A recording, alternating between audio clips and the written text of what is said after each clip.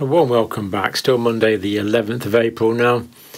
Cases in the United Kingdom do seem to have peaked, and we want to discuss that fairly briefly on this video. And then I want to talk about the severe difficulties in China as they pursue this zero COVID policy that's just really quite inexplicable. Now, let's just start off with the UK at the moment. Now, here we see, this is the COVID symptom tracker data here. UK decline has just started. And here we see it.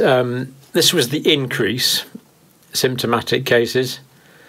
That was the absolute peak there, and consistently symptomatic cases are starting to go down.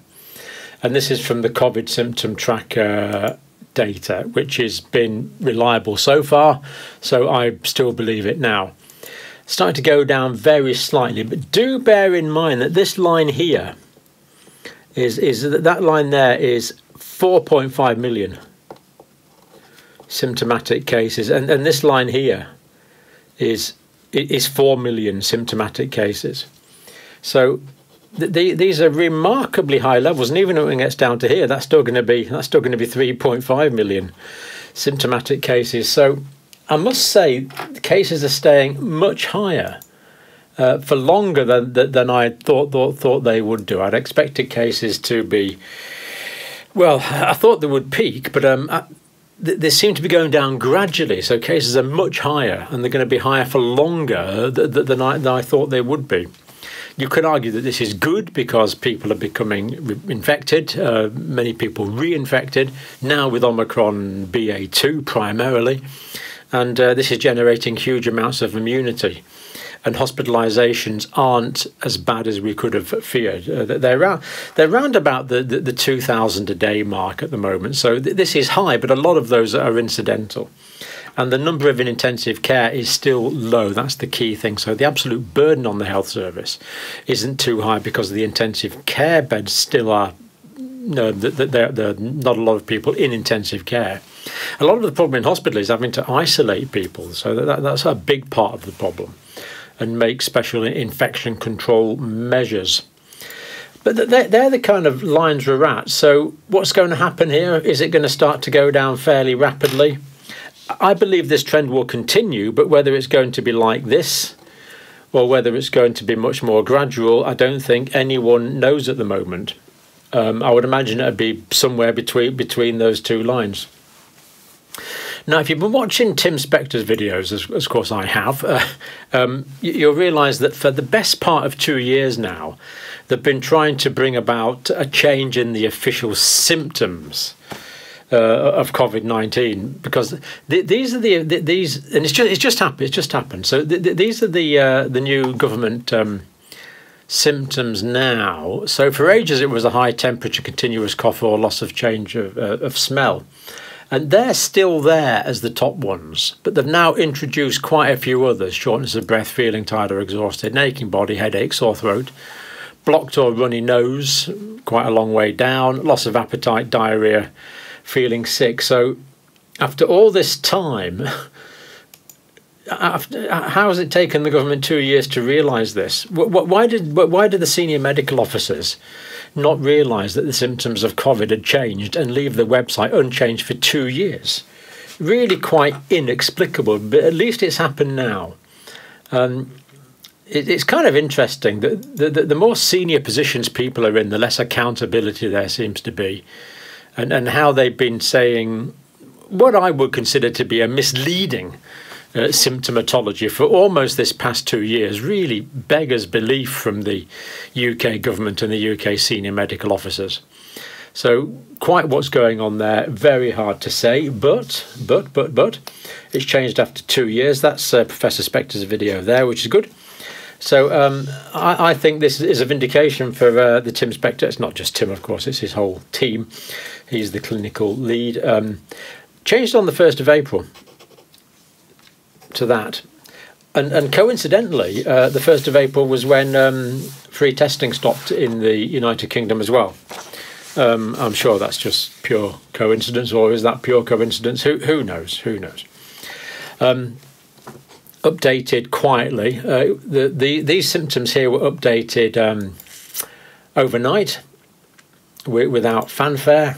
They were just done on what we would say on the QT. So they're updated quietly, no announcement, overnight, no announcements, no apology, no referencing to the COVID symptom tracker data. They just change them quietly. And of course, this is the way governments do things. They're unlikely to stand and say, "Oh, sorry, we got it wrong all these years." In fact, they still haven't. They've still got the fairly atypical symptoms now of high temperature, shivering, new continuous cough, loss of change to sense of smell. They've still got those as the top symptoms. So bit hard to explain, really. And these are the next symptoms. What to do if you have symptoms? Try and stay at home to avoid contact with other people if you've had symptoms of COVID-19. Okay. And either if you have a high temperature, if you do not feel well enough to go to work to do your normal activities. So if that doesn't quite make sense to you, then join the club, because it doesn't quite make sense to me. I don't really see what the government is saying there in that. Stay at home if you have a high temperature. Well, you would do anyway. Or you're not feeling well enough to work. Well, you would do anyway. So really quite strange. But given that the government have changed this on the quiet, then really, why don't they change other things on the quiet as well? Why don't they change the guidelines on aspiration for injection, for example, as the Danish government have done, as the German government have done? They don't have to say they've been wrong all this time. They can just kind of add to it. This is the way that these senior people seem to operate. But I think the senior medical people in this country should make a YouTube video or go on TV or something and say, look, this is why we didn't change the symptoms for 2 years, because it's just inexplicable that they didn't do that. Anyway, we're going to look at the latest symptom list as well now, which is always interesting to look at. These are the symptoms. So most common symptom, actually, according to the COVID symptom tracker data, is runny nose. And if we actually look at the government guidelines here now, we see that they do mention a blocked or runny nose, but it's way down the list. But in actual fact, from the COVID symptom tracker data, we know that 82% of people who get a current infection do have a runny nose. This is by far and away the most common. Next is fatigue. Next is headache. And again, where do we see fatigue on the government guidelines? Where do we see fatigue? Of course, they don't say these are in any order, but it's kind of intimated. So fatigue is the next most common. Feeling tired or exhausted, okay, that one's there. Headache is a bit further down, but headache is the third most common. So again, the government guidelines are better than they were, but they're still not well, we can say they're pretty inconsistent with the COVID symptom tracker data. That's what we can say. But let's go down this. So we see that the vast majority of cases presenting as a cold, runny nose, bit tired. Some people are a bit tired, some people very tired, some people completely exhausted. It's very variable. Headache, common. People often say, I'm not a headache person, but I had headaches, or a different quality of headache. Then sore throat, then sneezing. And these are just classic common cold symptoms now, because the Omicron is in the upper airways primarily. Sore throat, sneezing, persistent cough, 54%, hoarse voice, 47%, chills or shivers when you feel your cold in your body's trying to warm you up, 36% of people get that. Joint pains, 33%, fever, dizziness, brain fog. I've had episodes of brain fog before. I think I had it with an ear infection once, and it's horrible. You just feel like you're not quite there. It's almost like, for me, it was like watching yourself on a video, this sort of derealised feeling. Lasted for months, I must say. It was very, very unpleasant feature, and you just feel you're kind of losing your grip on reality. You've got to really focus to come into contact with reality. Very, very unpleasant feature, brain fog. Sore eyes, altered smell, way down there, look, way down there. Whereas the government guidelines, they still have it near the top. They have it there. Loss of change of smell is their third thing. And really, I mean, although these are better, they are still misleading. Muscle pains, lower back pain, swollen glands. These are the lymph nodes. Typically, the lymph nodes that swell up with respiratory infections and upper respiratory infections are those under your jaw. We call it glands, but they're actually lymph nodes. Anorexia, skipping meals, ringing in the ears. Diarrhoea is one of the COVID symptom tracker data figures, but it's below the top 20.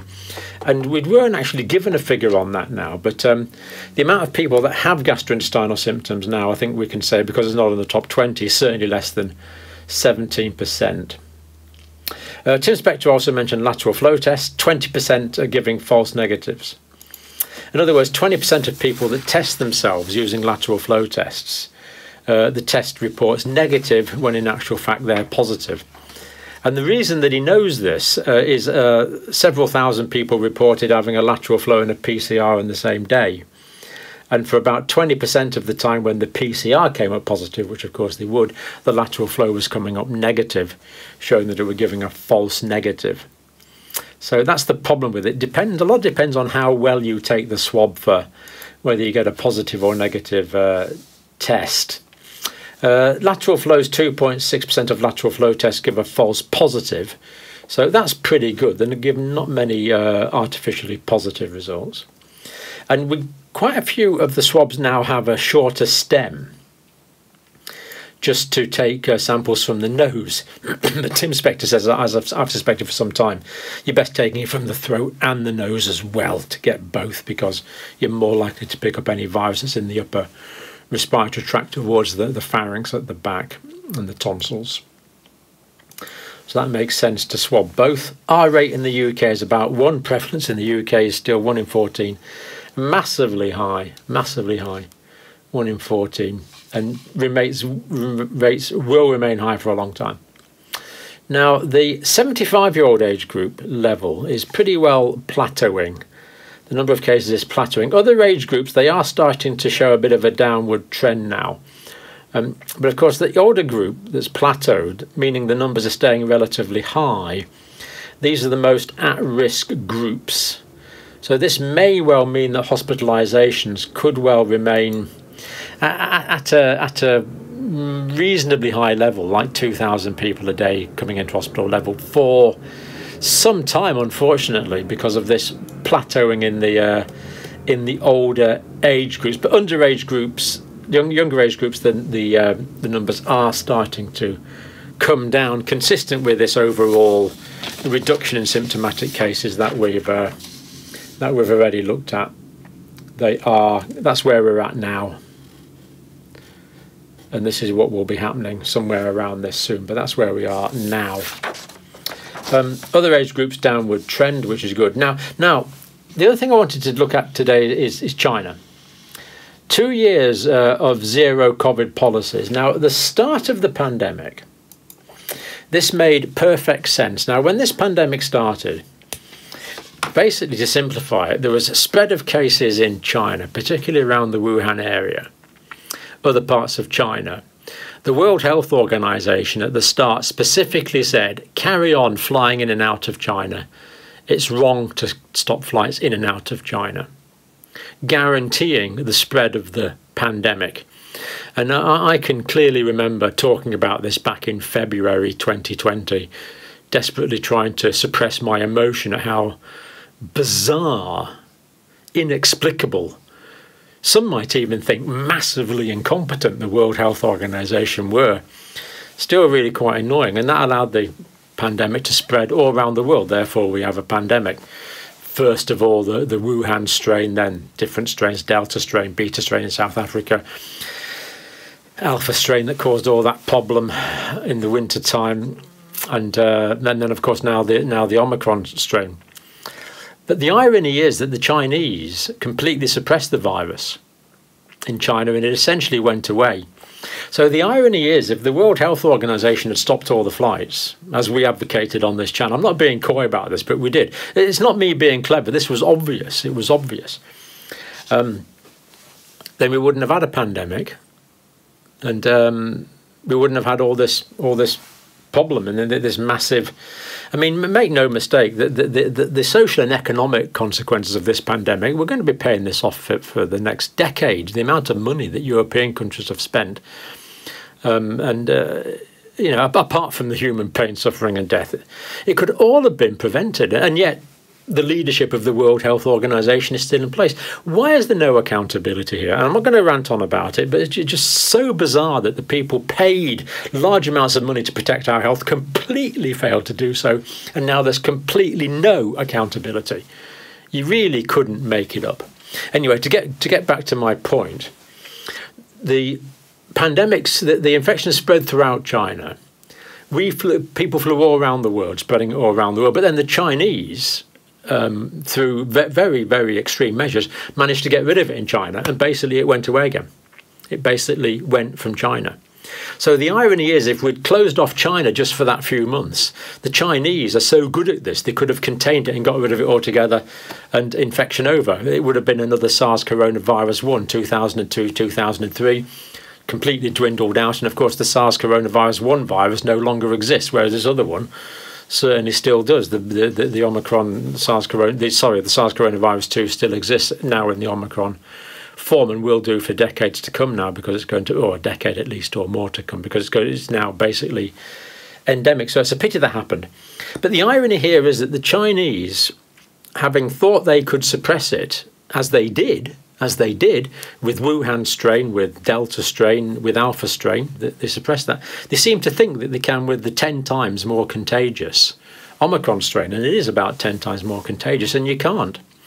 And even if they did manage to get rid of it entirely in Shanghai, for example, then what are you going to do? Build a wall around Shanghai? Because the next time a visitor comes from another part of the world to Shanghai, they're going to bring it, because it's endemic in the rest of the world. So it's just bizarre that they're trying to maintain this policy now. So 2 years zero COVID policy. At the moment, 25 million people. Citywide lockdown since early April. 25 million people, and this is just in Shanghai, completely locked down. 25 million people to try and eradicate a virus that is not eradicatable. Because it worked in the past doesn't mean to say it worked in the future. Is this inductive thinking? I really don't know. It's hard to explain. The surge in Omicron is still there. They haven't got rid of it, of course. There was 25,000 new cases in Shanghai on Saturday. And you just can't stop it. Now, Susan writes from Shanghai. And I'll just read you out the essence of this. And needless to say, the correspondent here is not called Susan. I'm in Shanghai, locked down since mid-March. The only food supply in almost 2 weeks has been 30 eggs, and we're not allowed out of our homes. Lockdown is extended until May, which will total 6 weeks of lockdown, but I expect a further extension. As I said, even if they eradicate it, it's just going to come back in. The first traveller that's arrived, it's inexplicable. If food supplies are not fixed, then Shanghai may reach zero COVID, but many people will die from hunger. Things are really survival for many people now, especially the elderly who cannot use smartphones to order in food and live alone. I won't even comment on the inhumane isolation facilities positive people are taken to. The videos I've seen are truly horrifying and not something I would expect in a modern megacity like Shanghai in 2022. I just hope I do not catch the virus, because I feel those living conditions are much more dangerous than Omicron is if you're taken away to one of the isolation facilities. I worry if 25 million people are not eating well and lack nutrition. If they do become infected with Omicron, their body will their body not be weaker and it harder to fight the virus? Susan asked me. Well, you don't need to ask me. That's patently obvious to anyone. Poor nutrition is going to cause immunocompromise. That's line 1, chapter 1 of the pathology book, isn't it? I know the zero COVID rule is impossible to maintain, but that seems to be the goal here, and I don't think it will change. This is truly distressing to watch this. I would like to know if there are any credible COVID numbers which can be used to evaluate the situation and look at whether the peak might be here and when this nightmare could actually end, because right now no one knows when it will end. Well, if they carry on with this zero COVID policy, they'll have to carry on with it indefinitely into the future. Shanghai will have to remain completely locked down indefinitely, unless they're going to build a wall around Shanghai, which, as I say, is just not possible. So the peak will come, Susan, when the Chinese authorities allow the natural spread of Omicron through the population, because only then can cases build up, only then can the herd immunity build up. Until then, the peak won't come. It really is quite bizarre. So the peak, so we can expect that the number of people, due to the lockdown measures in Shanghai, for example, that have been infected with Omicron at the moment is probably less than 1% of the population. And this isn't going to go away till very high percentages of the population are infected. But if the authorities are not letting people become infected, then the peak's never going to come. And the lockdown will just continue indefinitely. Do you see the irrationality of this? It really is very, very strange. And of course, China is crammed full of brilliant doctors and scientists that they must realise this. What is going on? Is it the Chinese authorities don't want to lose face here? I really don't understand it. But I do understand that people are suffering, as we hear from popular press and as Susan so eloquently expressed. Now, just a couple of things before we go, because I get such high quality comments very often. Archie Medid, my grandmother, nearly had her third dose today. The injector, the jab, I knew what aspiration was. Good. Pleased to hear it. Listen to my story about the study on mice. Good, which we talked about on this channel, that if you give it intravenously, the mice get complications. Admitted that they aren't prohibited from aspirating, so good, they are allowed to aspirate, but refused to aspirate anyway, to follow protocol, and because it was outdated. We spoke to the guy in charge, same deal, we just drove off. How has pulling back on a plunger become so taboo? So to say that aspiration is outdated in giving intramuscular injections is simply wrong. We shouldn't have people that don't know what they're talking about giving aspiration. Now, I don't know where this was. It doesn't matter really, because we've had similar reports from the UK, we've had similar reports from the United States, Canada, Australia, New Zealand, all over. Again, the authorities need to change the protocol, just as they have done with the symptoms. Just do it quietly, do it overnight, do it on the QT, just let the information trickle out. Don't admit you were wrong or anything like that, but change it, as they have done in Denmark and Germany. So sad to hear that people are talking rubbish there. And again, how has pulling back on the plunger become taboo? That is a really good question, but it does appear that it has done. It really is another one of these things that are hard to explain. Are we dealing with another sort of mass insanity situation here? Well, we could well be, I'm afraid. Wiz, lest we forget the people who are the end consumers, who are end consumers pay for these studies, either through taxes or drug policies. Since we are the ultimate source of funding, we should have the right to the data and the results. So this was when we were talking about the general population getting the mushroom treatment, being fed in the dark and fed on manure. The point here is that these scientific studies that were done, the particular comment here was on the one we talked about from the fourth dose of the vaccine. The fourth dose of the vaccine, where we weren't given any data on natural immunity. None at all.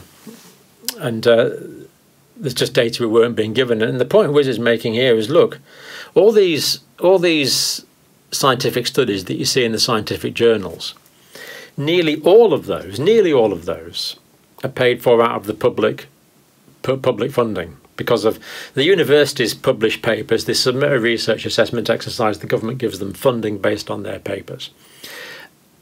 Now, that means that we have paid for most of that, so we're entitled to the information, and we're entitled to it free, and we're entitled to it all. We want the information, the whole information. We want the lot, and basically we just don't get it. We're not given enough information here, and yet we're the one that's paying for it.